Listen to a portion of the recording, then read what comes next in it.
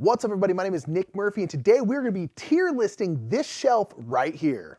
That's right, we're going to be tier listing this shelf. We did one of these videos not too long ago. We're going to continue doing this through all of our shelves because we think it's an interesting way to go about it. If you watched our old series, What's on That Shelf, where we basically kind of just give a little mini review, a little mini overview of every game on our shelf, this is kind of that, but with a listing aspect to it because we thought that's kind of an interesting way to go about it. So a tier list is one of these lists right here. They are broken up into 5 sections. There is D tier, C tier, B tier, A tier, and S tier. S stands for super or special or something like that, but S tier is the highest, D tier is the lowest. And so we're gonna be going through this shelf, every game on this shelf, and I'm gonna give it a tier list. I'm gonna put it somewhere in our tier list, and we're gonna go ahead and start off with Aquatica.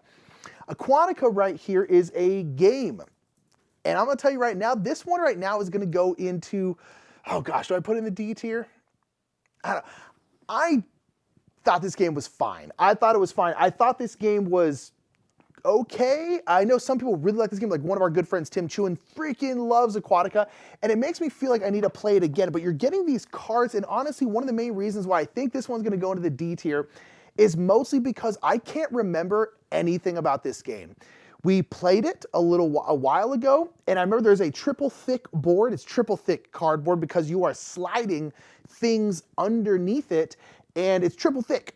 And that's literally all I can remember, other than the fact that it's about stuff that's underwater. And that's all I can remember about it. Honestly, let's at least read the back.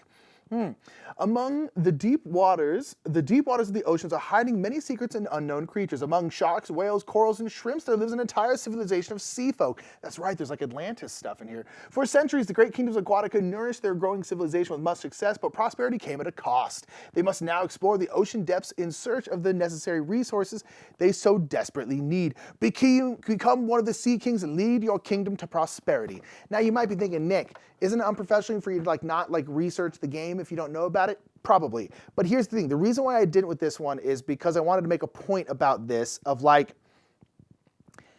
don't remember the game. I remember playing it. I remember when we played it, but I don't remember anything about the game. So to me, for a game to be I think Mike and I have really good memories when it comes to games. We're very good at remembering rules, very good at remembering the experience, the play, the feel of a game. And I honestly can't remember anything about Aquatica other than the fact that it has triple thick boards and you slide cards underneath it. And that's it. So I'm going to go ahead and put this one in the D tier. That might be unfair. It probably deserves to be a little bit higher than that. But I honestly can't remember anything about it. And to me, that's kind of a really, really bad, that's kind of like a death nail for a game. In my opinion, if I can't remember it at all, good or bad, I'm kind of eh. And being mediocre is kind of the worst thing you could be. And so again, if you like Aquatica, I know I need to try it again, but right now it's going to be in the D tier. That probably is unfair. But it being forgettable is not good, in my opinion. So Aquatica's going to go in the D tier. We're starting off spicy with this one, apparently, with a game I don't really remember at all because, I don't know, I thought it was okay. Alma Mater. This is a game by Eggert Spiel. Eggert Spiel, gosh, it's a really heavy box. Alma Mater is a game, kind of a big Euro game where you are going to be essentially running a university, and you are you're running your part of the university, and you have all these different your own color of books is what I'm trying to say. And there are lots of different things that you can do with your different resources. You can hire professors to put on lecture series at your school. You can hire deans, really famous people, like Nicholas Cove, I think Darwin's there, famous scientists, famous scholars, things like that, to kind of be the deans of your school. And you're going around worker placement style, and you're getting all these different things. You're getting books, you're trying to attract the most prestigious students, essentially, in different parts of education. So they're law students, medical students, art students, I think literature students. And so you're trying to get the best students, you're trying to get really good professors, and you're trying to kind of get a leader of the school. Those will kind of give you special powers. And you do a lot of this through your books, essentially do different research that you've been doing. There are yellow books, which are dictionaries, which are super special. And then everyone has their own color of books. So if you're the green player, your books are green. And so to get these various things, a lot of times you're paying in books. And so one of the cool things about Alma Mater is that you are constantly buying books from the other players because, again, everyone has their own color of book, and you might need 2 black books, 2 green books for this one, and you're the red player, and so you have to go get those books from somebody else, and so you're having to buy them from them, which I think was a really interesting concept. And they're actually these really cool little plastic books. They're really, really nice. The production value of this one is great. Again, it's heavy because there's lots of wood in there, a couple plastic things in there. It's really, really cool. I love the look of it. I just think it's cool. I think it's a really cool concept. Like running a school is a theme, like especially running like a university, is a theme that doesn't exist really in board games much, especially not like in this situation where it's just a normal university. It's not like, there's not like magical stuff everywhere. It's just like, it's not like Harry Potter. It's just, you're just running a university. But like, especially in like worker placement games, or what end up coming down to like a lot of management games where you're trying to get this and get that to make your whatever job you have run smoothly. Why not a school? A school is a thing that has so many different moving parts, so many things you could be doing with that theme, and yet no one really does it. And yet everyone went to school, and not to mention, like, freaking, it feels like half of board gamers out there are teachers. And maybe they don't want to play a game that has to do with their job. You know, I guess that's probably one of the things. But I just thought it was a really cool idea for a game. The game itself was fine, which was kind of the only bummer. It was good. It wasn't bad. I'm going to go ahead and put it in the...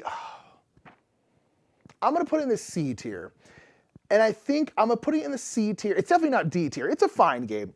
I don't know if it's B, though. Maybe with some more plays, it would be a B tier. I think it's in the C tier right now because it was kind of disappointing in terms of we really wanted, like, we were super hyped about Alma Mater. We've been trying to get it for a while. Super pumped to play it. I read the rulebook. We were super hyped on the rulebook. I was like, this seems really, really cool, really, really interesting. And we both left the game being like, that was okay. And I think that's dragging it down a little bit for me. I think maybe we need to play it a couple more times. It is a game that's kind of hard to grok. There's a lot going on, and maybe it's just one of those games that needs more plays. So right now, I think Alma Mater is going to be in the C tier for me. But I want to like this game more than I did like it. And so I think I need to give it a couple more tries. I'm not entirely sure the next time we're going to get to play it because it's really cool. And again, I love the theme. I love the look of it. I love Eggertspiel games in general. It's just, I don't know. It didn't sing that much for us. It wasn't bad. So I'm gonna put it in, it's like a C+ game. I think in the end, it's more like a B game. I don't think it ever reached A, at least for me personally, but I think it's probably like C plus B. We'll put it in the C tier for right now because it was a little bit disappointing. I wanted to like it more than I did because I love the theme of this game. I love the concept, I love the look, and it seems really cool, and it ended up being fine. And that was kind of, it's almost worse if something is fine. It's kind of like Aquatica for that matter. I'm like, something being like forgettable or just being like, it's okay, is almost worse than it being bad to me personally. Like, I don't know. That's just me. All right. Posh Splosh, as we lovingly call it. Posh Splosh, Potion Explosion. God, Potion Explosion is good. Potion Explosion is one of the greatest games ever made. Here's the thing. I don't remember where this ended up in my top 100. It's not like in my top 10 games of all time, but I think Potion Explosion is incredibly good. I think it's so much fun. And one of the main reasons is because I think this game is incredibly good to teach to new gamers. Sure, I don't know if it's necessarily a gateway game. It might be slightly gateway plus, but I think you can get by with most non-gamers with maybe a tiny bit of hand-holding. But this is a game where you have this dispenser thing that's going to have all these marbles. You hear those marbles? You hear those marbles? It's going to have marbles in. The marbles are different colors: yellow, black, red, and blue. And you're essentially trying to make these potions. On the other side of these potions will have different ingredients they need. So it might be like 4 black marbles and 2 red marbles and 1 yellow marble or something like that. And you're essentially going to be grabbing the marbles out of the little dispenser here. So you can grab 1 marble, and I don't know if you can see right here, but there's a red marble right there, and you bring out that red marble, and then the marbles, because they're on a little slant, they will then come together, and they'll essentially fill in that space. And then when they come together, if the two marbles that come together and hit like that, if those are the same color, that causes a potion explosion, and you also get to take all of those. So essentially I pull out one red, and in this case right here where there's one yellow and then two more yellows on either side, I pull out that one red, boom, those three yellows hit, I get to take out those three yellows. And then on the other side of that, there's two blacks. And then those two blacks would come in and go boom and hit, and I get to take those two blacks. And so it's a little spatial puzzle where you're pulling stuff out and you're hoping to have these kind of cascading potion explosions so you can get a whole bunch of marbles and fill in all these potions. When you do fill in a potion, you put the marbles back in the dispenser and they roll back in there randomly, which is nice. You flip the potion over, and now that potion gives you a little bit of special power. And there's a whole bunch of them. They do a whole bunch of different things, but one you can flip over, you essentially go glug, glug, glug, and you get to drink the potion, and it gives you a little special power on your turn. And basically what it could be is like, say on the bottom row here, one of them is like you can take one of each color from the very bottom row. So if there's a blue, a black, a red, and a yellow in the bottom row, you get to take all of those. Some will be like you get to take one random thing out of there. It doesn't cause an explosion. Other ones, you get to take two of the same color that are next to each other, a whole bunch of different potions, but essentially allow you to get more marbles, or in a lot of cases, especially once you kind of start seeing the matrix of the game, it allows you to start setting up those big explosions. You're like, ooh, I'm gonna flip down this potion, which allows me to take one marble. I'm gonna take this one, because then for my turn, my normal turn, I can take this one and it's gonna create this huge cascading potion explosion thing. Super, super fun. And the reason why I think Potion Explosion is one of the absolute best games to introduce to new people is because, one, it's pretty simple. You're grabbing marbles. It's very tactile. People love tactile stuff. You get very hands-on. It's just a cool gimmick, and it's a gimmick that really has to be there. It's not a gimmick that's just there for gimmick's sake. It really does have to be there for the game to work. That's what the whole game is based around, is around this little slide that has all these marbles in it. But on top of that is because of familiarity. And what it's familiar with is it feels a lot like something like Candy Crush or Bejeweled, or one of these games where you are moving stuff around and then other stuff is coming in, and then sometimes things explode and you get those things too. Candy Crush, it feels a lot like Candy Crush. They don't play the same way, but it has that familiarity with Candy Crush. So if you're playing with someone who plays those kinds of app games, or at least is familiar with those kind of app games, Potion Explosion is a smash hit. It goes over so well. We introduced this to our sister right when she was kind of first starting to get into gaming, and she freaking loved Potion Explosion.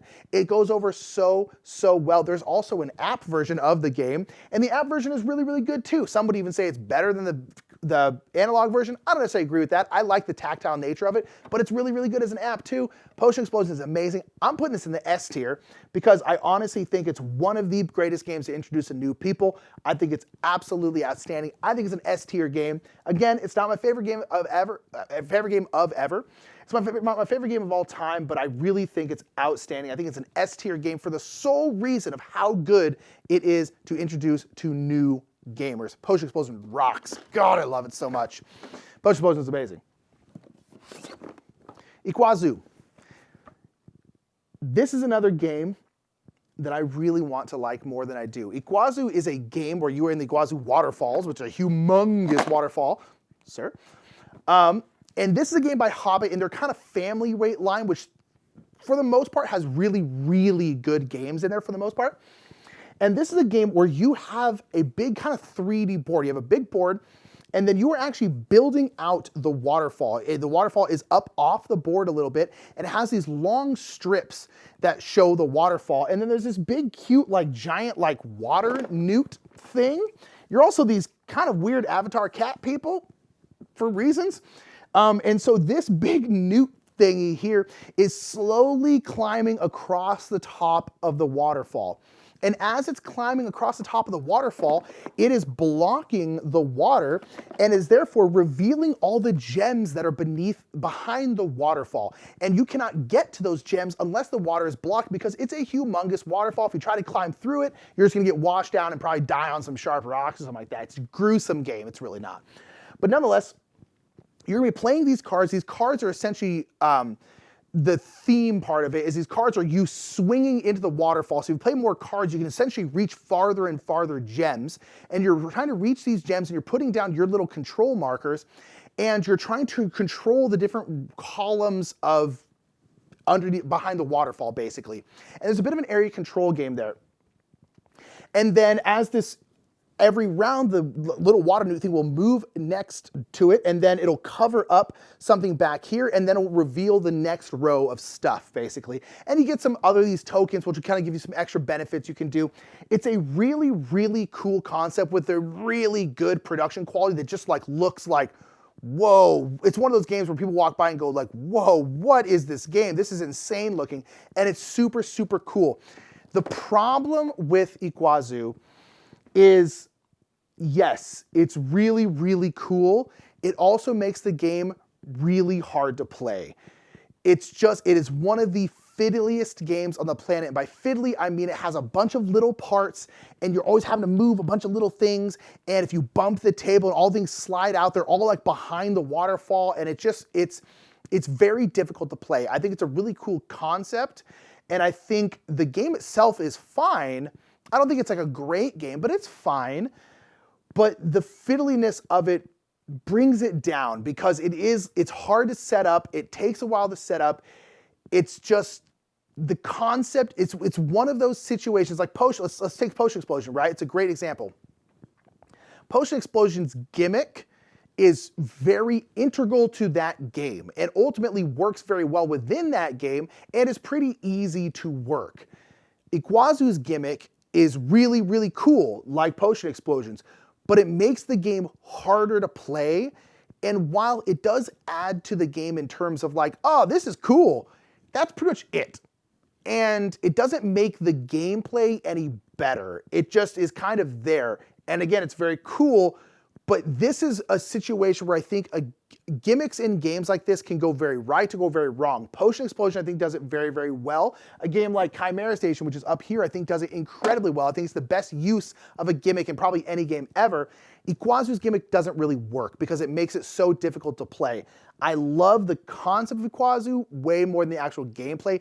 This one, I don't think it's a D tier game. I'm gonna put it in the C tier. Yeah, it's gonna be C. It's like a C minus though, because I think the game itself is fine. I think the game would probably be like C plus B, but then the gimmick makes it so much harder to play and so much fiddlier, but it is cool. So we're gonna put it like a C minus. I don't think it goes all the way down to D because it's not a bad game. If the game itself was any worse, it would be a D tier game. It's fine. But the gimmick doesn't help it, despite the fact that it looks cool. So Iguazu, we're gonna say like a C minus, but it's in the C tier. It's not the worst. It's just, it's too cool for what, it's too cool for school, basically. It's difficult, it's difficult. Juicy Fruits. Juicy Fruits is a game where you are like fruit sales people and you're on an island and you have your own little island. It's actually like a slide puzzle game. So it's like those slide puzzles where you had like a mixed up picture and you have to slide stuff and try to create the picture again. It's kind of like that in a way where you have your own little island here, and on the island there's a whole bunch of different fruit trees and you're like walking around collecting all this fruit. And so on your turn you're moving these tiles around your board, and those are different fruit tiles, and essentially however far you move that fruit tile, you get to pick up that much fruit. So if it's like an orange tree and you move it 3 spaces to the left, you're then walking 3 spaces and picking up 3 oranges. And so you're moving around these pieces around your board collecting fruit. And then all around your island, there's all these little boats. And these boats are all around your island. And those are orders. Those are essentially people coming in looking for fruit. So they're essentially contracts you're trying to fulfill. And so this one might need like 3 oranges and like 2 bananas. So once you have 3 oranges and 2 bananas, you can then turn in those fruit and then you fulfill that contract and then that boat sails away. And the cool thing about when the boat sails away is it opens up a space on your island that you can now slide something into. So your island is getting bigger as you're going along. But then there's also like general townsfolk up here where you can essentially buy different things. You could buy like an ice cream cart, or you can buy like a whole bunch of different little buildings. Some will just be straight up points. They'll give you points at the end of the game. Again, you'll be turning in these fruit to get these buildings. But then some will also be things that you can move around your board to get more points and get more fruit and things like that.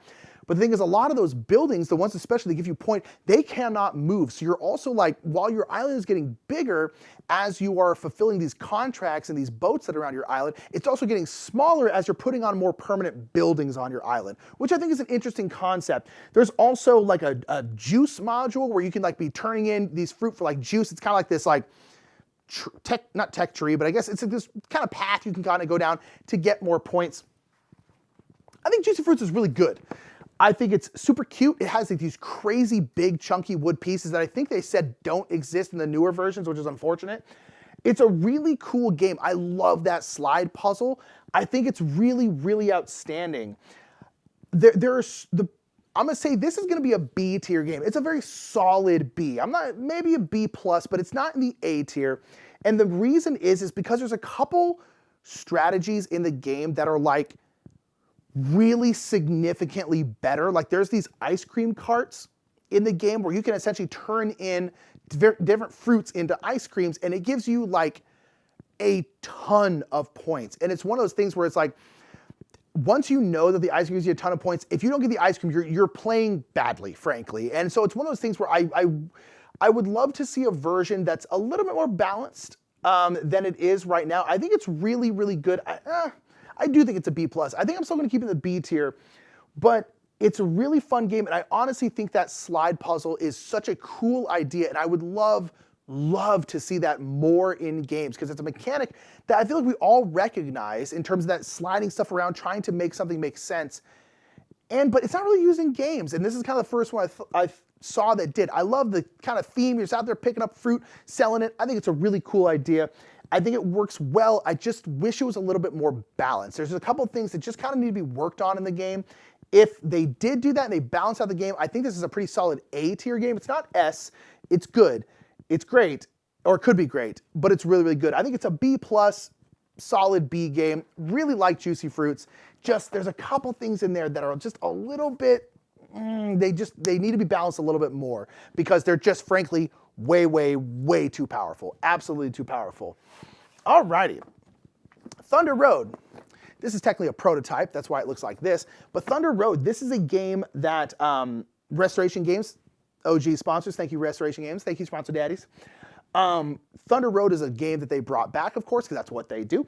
Thunder Road is a racing game, but not like Downforce, their other racing game. It's kind of like Mad Max, where you're racing, but you have all these guns and all these big crazy things. And we have no ties to the original Thunder Road. We never played it, never even really, have heard of it, but that's about it. And they brought this game back. It was on Kickstarter. It's not out to people yet. Again, this is just a prototype. We will be getting it eventually. But this game was, I think, once we get the final version and play it a couple more times, I think this has a very, very, very real chance to be my favorite Restoration game. I loved Thunder Road. I thought it was so much fun. You are going down this line of road here, and you're basically going down. You have 3 cars. You have a small car, a medium car, and a big car. And those cars are going to have guns, and you're like shooting at people. You also have like a helicopter that's going around being like that, and shooting and stuff like that. It is so much fun. But this game has these crazy collision mechanics where all of the cars can stack on top of each other. Because you're like, boom, you roll on top of each other, and they all actually lock into place. So you can have like your big car on top of a little car. And you have these, here's the thing. If you don't like chaos, don't play this game. It's bonkers. But in my opinion, in a very, very fun, really good way. Hi, Mary. I'm in the middle of a video. I can't talk to you right now. Hey, baby girl. Sorry, Mary's staring at me. It's really, really, really fun. And so the collision mechanic, essentially, if you like smack into another car, you're colliding, and basically you don't really know where you're going to end up. And you're flipping over these cars to kind of show, you're rolling dice, which are going to show what direction you're going to and kind of what's going to happen. Because when you collide, you can essentially have something explode, and you can essentially fly to a whole different part of the map. And this is one of those games where I feel like every single game I've played, something bonkers has happened, like absolutely bonkers, because around the board there's like these voids essentially. Also, if you ever go off the road, you fall off the cliff, the canyon, into the void, and your car is gone. Your car is toast. And there's so many times where like something happened, someone shot me, and then like my engine like, bah, and I flew like over one of these voids, but I landed it on the other side. I did a giant barrel roll and landed on the other side and was able to kind of keep going and stuff. And I feel like every single time you do something like you play this game, there's something that happens that is just like everyone's on their feet like, oh my God, how did you not die? How did you not hit this? Oh my gosh. Or something that happens all the time is you run into someone and they might end up fine where they roll, their car goes over here and yours just gets thrown off a cliff and you're like, what the hell? Or you end up underneath a helicopter and that helicopter just destroys your car. It's just so bonkers. And then every driver also can have a special power. Your cars can get different abilities and stuff. It's just, I was flabbergasted at how fun it was. Mike and I played like 2-player. We played at higher player counts and it was so much fun. I cannot wait to get Thunder Road Vendetta, the full thing, because I honestly think it's going to be my favorite Restoration Games game, at least for right now. I think it is so much fun. This one's going to go, oh God, do I put it? I don't know what to put this in the A or the S. I'm going to say A for right now. I'm going to say A+. I think once we get the final version, just in case they change a couple things here and there, just that way like the components and everything are final and all that kind of stuff, I think this will end up in the S tier. I'm going to say A right now because this is a prototype. We've only played it a couple times. There were some things that were changing. So it's going to be A right now, but I think this could be S. I think it's absolutely outstanding. It's so much fun. If you like chaos in games and you're going to embrace the chaos in games, play Thunder Road Vendetta. It's very fun. Next up is Dinner in Paris.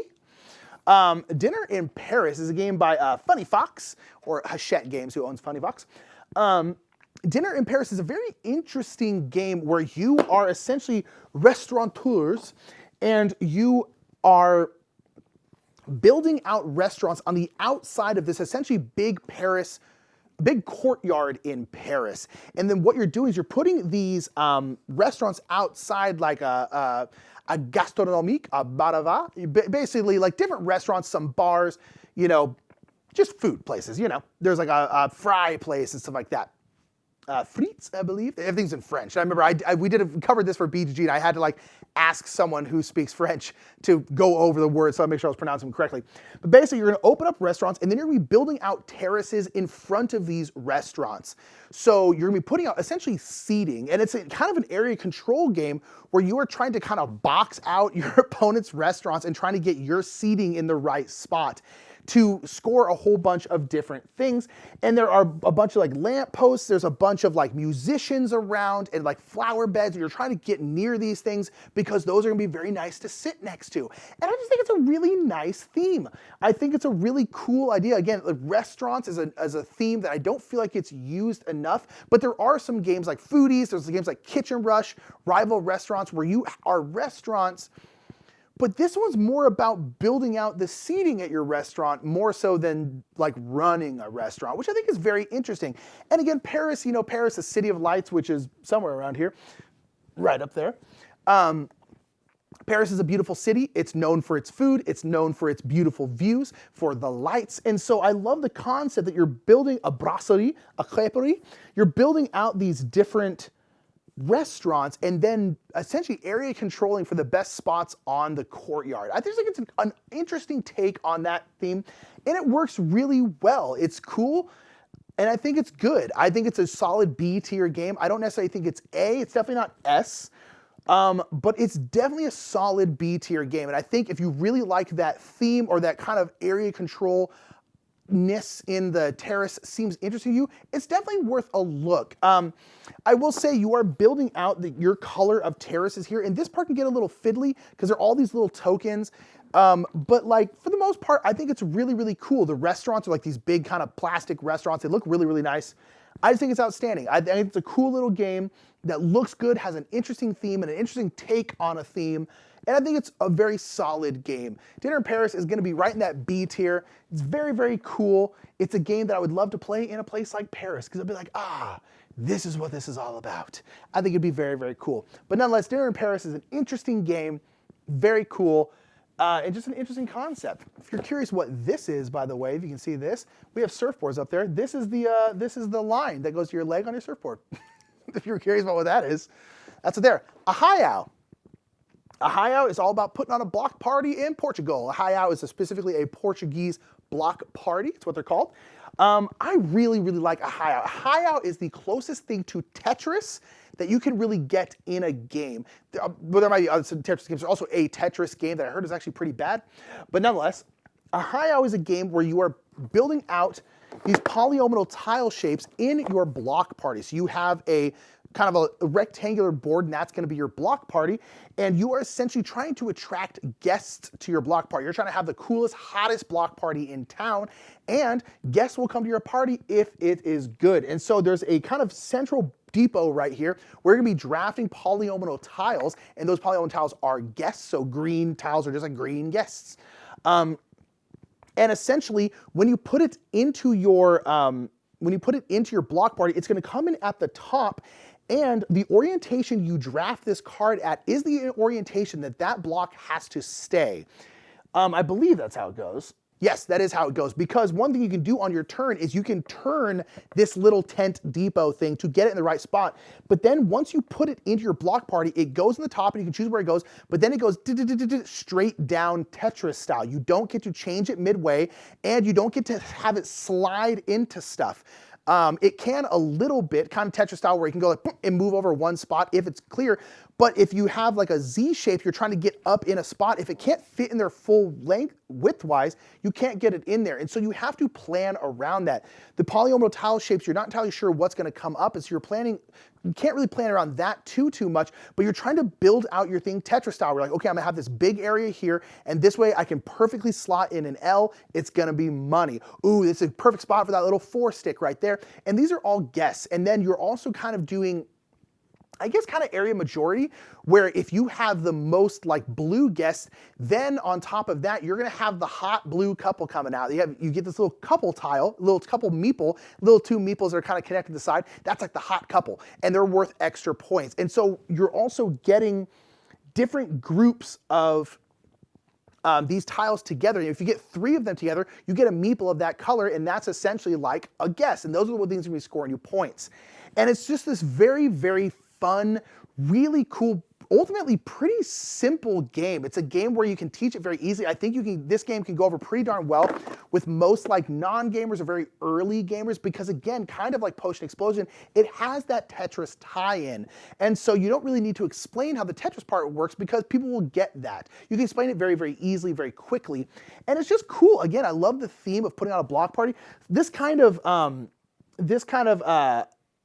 art style that's kind of like, in my opinion, makes me think of like Sunday morning cartoons, or like the comics in like Sunday morning papers. It's kind of got that look to it. I really like that look. Some people don't like the look of it, but I think it's really cool. You're putting on a block party, a specific kind of block party in Portugal, which I think is really, really odd. Not really, really, really awesome, because it is like, oh, it's a block party, but it's this specific kind of block party. I think it's really rad. And it's just cool, and it's easy, it's simple, it's familiar, and it does the kind of Tetris kind of thing really, really well. And so, yeah, I like Tetris. I like polyomino tile games, and it's kind of cool to see those come together when we have a lot of polyomino tile games, but most of them don't take the kind of Tetris way of going about it. But a Hayao does, and it's really, really fun. I'm going to put this one in the A tier. I think it's really, really good. I don't think it's an S tier game, but I think it's an absolutely solid game. Really, really solid, really fun, and great to introduce new people to, because of the fact that it just works. It just really, really works. A Hayao is great, cool theme, cool game. Alrighty, we're just gonna put this one like that, because this game is stupidly heavy, and I'm not gonna pick it up. Wonderlands War. Wonderlands War is really, really good. This is one of those games that is super, super overproduced, but that, to be fair, that is also Druid City Games' thing. And so I don't fault them for that, because that's kind of what they do. I think Wonderlands War is absolutely incredible. It's kind of like Battle Quacks of Quedlinburg, as it's described. You are in Wonderland, you are Wonderlandians, and you are fighting over control of the different parts of Wonderland, so like the Red Keep and all this different kind of stuff. And you are building up a bag of chips. These chips are going to be kind of Quack's-Quedlinburg style, where there's certain kinds of chips, but those chips can have different powers depending on what game you're playing. You can just switch out the different power cards, but the chips themselves always stay the same in terms of what's on them.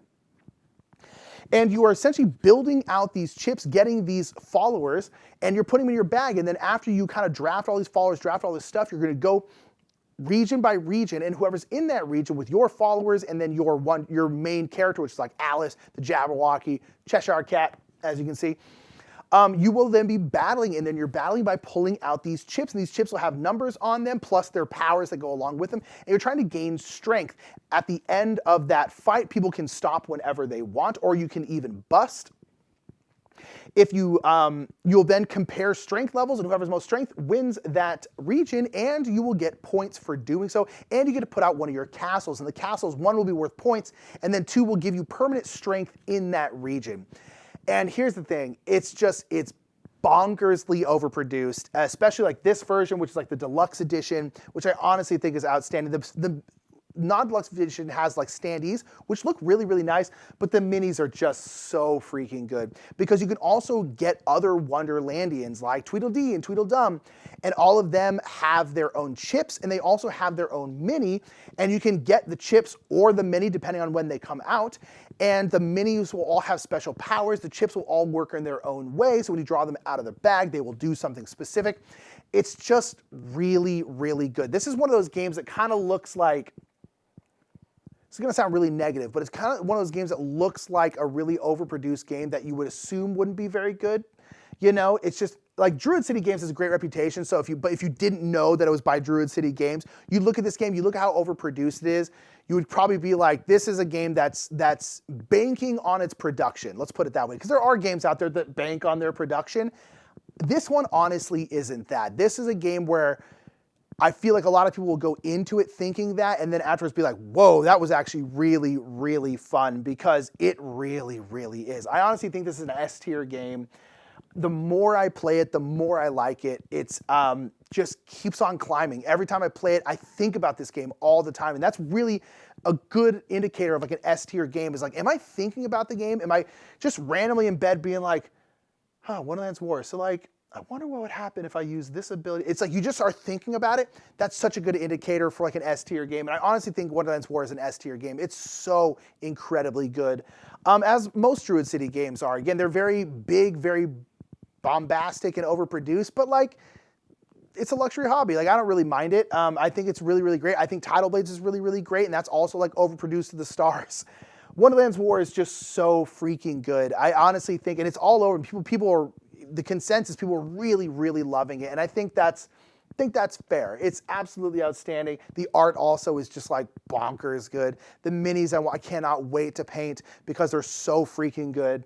It's just like, I also think this is also one of the best covers in the whole industry. I think it's outstanding. Wonderlands War is really good. I'm gonna put it in the S tier. I think it's an S tier game. I think it's really, really outstanding.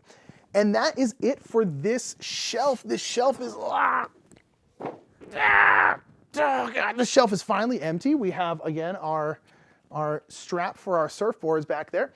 This shelf is now empty. That is it. That's another one. We had 1, 2, 3, 4, 5, 6, 7, 8, 9 games total on there. Really, really, ultimately good shelf. Pretty wide shelf in terms of where they were on the tier listing. I think a lot of these games are probably maybe slightly better than I was giving them credit for, but it's just kind of how I'm feeling right now.